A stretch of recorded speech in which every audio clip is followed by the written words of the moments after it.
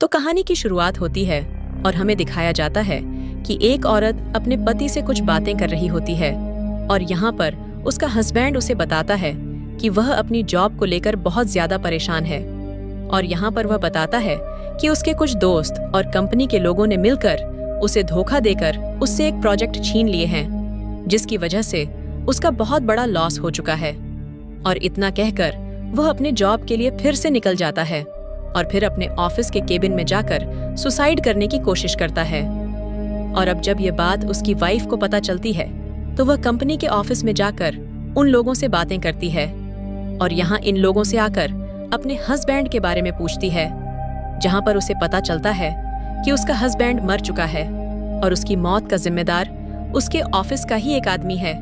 जिसने उसके हस्बैंड का प्रोजेक्ट उससे छीन लिया था। और अब इसके बाद हम देखते हैं कि वो अपने हस्बैंड के केबिन में जाती है, जो अब दूसरे आदमी का हो चुका था, जिसने उसके हस्बैंड को धोखा दिया था।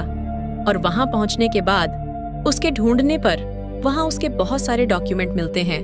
और उसमें से अपने हस्बैंड के कुछ डिटेल्स भी निकालती है, जहां पर उसे पता चलता है कि जिस आदमी ने उसके हस्बैंड की जॉब छीनी थी, उसके घर पर उसकी एक पत्नी और उसका बेटा रहते हैं और उन्हें एक कोचिंग टीचर की जरूरत भी है। और अब इस बात का फायदा उठाते हुए वह औरत उसके घर पर पहुंच जाती है और उसके पास एक फर्जी अपॉइंटमेंट लेटर भी होता है। और अब वह कोचिंग देने के लिए उनके घर पर रेडी थी और अब से वह उन्हीं के घर पर रहने लगती है। और अब हम देखते हैं कि यह औरत डेविड के घर पर पहुंचकर उसके बेटे को पढ़ाई कराने का काम शुरू कर देती है। और यहाँ पर वह अपनी कातिल अदा से उसके लड़के के अरमान जगाती है, जिसे देखने के बाद उस लड़के का माहौल बिगड़ने लगता है, लेकिन वह जैसे तैसे खुद को कंट्रोल रखता है। और अब हम देखते हैं कि रात के टाइम जब वो औरत अपने कपड़े बदलती है, तब यह लड़का उसे छुपकर देख रहा होता है और ऐसा करते वक्त इसे बेहद मजा आ रहा था। लेकिन तब तक उस लड़के की नौकरानी वहां पर आ जाती है, जो उस लड़के को वहां से जाने को बोलने लगती है, जिसकी वजह से इस लड़के का मौसम बनते बनते बिगड़ जाता है।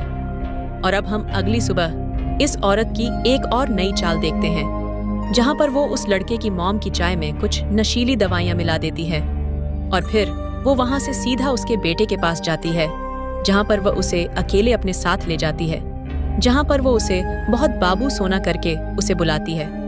जिसके बाद अगली सुबह हम देखते हैं कि अब वो लड़का जब अपने स्कूल से लौटता है तो वो फौरन अपनी टीचर को देखता है और उसे ढूंढते हुए उसके पास पहुंचकर उसे चिपकने लगता है और उसके पास पहुंचकर उसे अपना रिजल्ट दिखाता है, जहां पर वो उसे बताता है कि अब वह पास हो चुका है और इस बात के लिए वह उसके साथ इंटीमेट होना चाहता है। जिसके बाद अब उसकी टीचर भी उसका ये काम करने में उसकी हेल्प करती है और वह पूरी रात उसके साथ रोमांस करती है। और अब इधर हम दूसरी तरफ देखते हैं कि उस लड़के की मॉम की तबीयत काफी ज्यादा परेशान चल रही थी, जिसके बाद उसका हस्बैंड उसे देखने के बाद काफी दुखी हो जाता है और वो अकेले में जाकर पोल खेलने लगता है।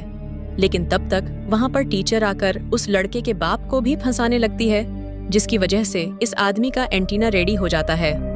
हम आपको बता दें कि यह वही आदमी है जिसने इसके हस्बैंड को मरने पर मजबूर किया था। और यहाँ पर ये दोनों भरपूर रोमांस करते हैं, लेकिन इनका ऐसा कार्यक्रम होते हुए इनका बेटा बाहर से देख लेता है, जिसके बाद वह अपनी टीचर से काफी ज्यादा नाराज हो जाता है। और अब अगली सुबह हमें फिर से दिखाया जाता है कि वो टीचर उस लड़के की मॉम की चाय में फिर से नशीली दवाइयां मिलाती है, जिसके बाद वह फौरन उस लड़के के रूम में घुस जाती है। और यहाँ आकर वह कहती है कि मुझे पता है तुम मुझसे काफी ज्यादा नाराज हो, लेकिन इसमें मेरी कोई गलती नहीं है, क्योंकि तुम्हारे पिता ने ही मुझे ऐसा करने पर मजबूर किया था। अब ये सुनने के बाद वो लड़का मान जाता है और इधर इसका हथियार भी दूसरे राउंड के लिए तैयार हो जाता है, जिसके बाद अब ये दोनों फिर से रात भर के लिए शुरू होने वाले थे। अब अगली सुबह हमें दिखाया जाता है कि इस लड़के की मॉम की तबीयत और भी ज्यादा खराब हो चुकी थी और उसकी टीचर उसे फिर से सुबह सुबह नशीली वाली चाय की दवा देने आई है। लेकिन अब की बार वो जैसे ही चाय पीती है तो उसे कुछ न कुछ समझ में आ जाता है कि उसकी चाय में जरूर कुछ मिलाया गया है। और अब इसी रात हमें दिखाया जाता है कि वो टीचर उस लड़के की मॉम को मारने के लिए घर के सारे लाइट्स को ऑफ कर देती है, जिसे देखने के बाद अब औरत बहुत डर जाती है और तभी उसका हस्बैंड भी उसके पास आ जाता है। और अब वो सारी बातें अपने पति को बताती है, लेकिन उसका हस्बैंड उसकी बातों पर यकीन नहीं करता, क्योंकि वह नशीली दवा की वजह से काफी नशे में थी। और अब अगली सुबह हम देखते हैं कि वह टीचर फिर से उसकी मॉम को मारने की कोशिश करती है, और यहाँ पर इन दोनों में काफी लड़ाई हो जाती है। और अब इधर हमें उस लड़के के बाप को दिखाया जाता है, जिसने अपने साथी को धोखा देकर उसकी ऑफिस को हड़प लिया था। और यहाँ पर उसे केबिन में अपने दोस्त की एक फोटो दिखाई जाती है, जिसे देखने के बाद वह समझ जाता है कि वह औरत जो उसके घर में है वह उसकी ही बीवी है, और वो उन लोगों को मरने के लिए वहां पर आई है। जिसे देखने के बाद वह सब कुछ समझ जाता है और फौरन अपने घर की तरफ भागने लगता है। और अब वो घर आकर देखता है कि टीचर उसकी बीवी को मारने ही वाली थी, लेकिन तब तक वो उस टीचर को धक्का मारकर घर से बाहर फेंक देता है, जिसके बाद अब उसके घर पर पुलिस भी आ जाती है। लेकिन वो टीचर वहां से फरार हो जाती है। और अब अगली सुबह हमें दिखाया जाता है कि वो आदमी अपनी बेटे को फोन करता है,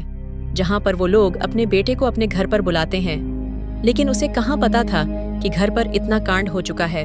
और इतना कहकर वो फोन रख देता है। और यहीं पर हमें पता चलता है कि उस लड़के के साथ कोई और नहीं बल्कि उसकी टीचर ही है, और उसका अगला टारगेट अब उसका बेटा है। और इसी को दिखाते हुए इस कहानी का यहीं पर एंड हो जाता है।